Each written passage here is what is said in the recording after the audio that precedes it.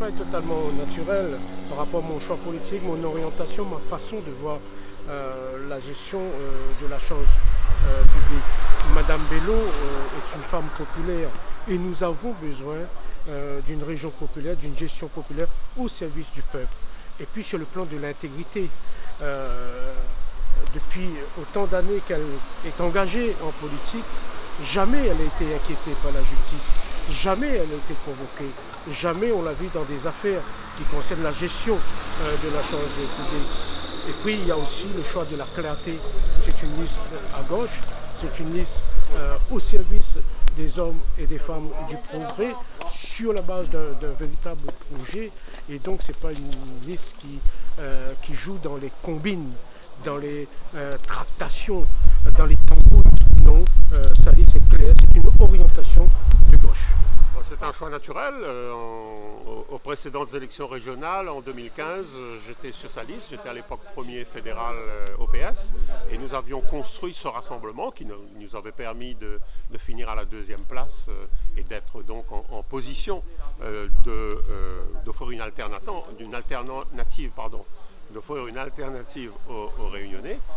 Et donc, dans la logique de ce positionnement qui privilégiait le rassemblement, eh bien, je suis aux côtés du GAD Bello et je la soutiens comme je l'ai fait en 2015. Tout devra être fait au second tour pour se rassembler, dans la mesure où nous avons un adversaire commun. Et donc, il ne faut pas se tromper d'adversaire. Il ne faut rien faire au premier tour qui compromette le rassemblement au second tour. Et il faut ce rassemblement au second tour si on veut être une alternative crédible au président sortant. Moi, je soutiens la tête de liste qui est venue me voir, avec qui on a échangé, qui m'a parlé de sa démarche, de son projet, de ses priorités. Et voilà, je prends acte de ce qui s'est passé. Il n'y a pas de fâcherie, il n'y a pas de rupture. Moi, je suis socialiste, c'est mon parti de toujours. Simplement, je prends acte d'une autre démarche qui a été faite, d'alliance avec des partis qui ont été faites sans que je sois informé, sans que j'y participe. Bon, j'en prends acte et nous avons décidé avec les socialistes de Saint-Benoît, avec la section dont je suis le secrétaire, de soutenir la liste du GAD Bello et de tout faire pour que la gauche, rassemblée au second tour, l'emporte. Il faut savoir que moi je suis conseiller régional sortant et j'appartenais donc au groupe qui était mené par GAD Bello. Et puis c'est aussi une sorte de fidélité, c'est de la constance aussi par rapport aux valeurs. Moi je ne tergiverse pas, je reste droit dans mes bottes en politique.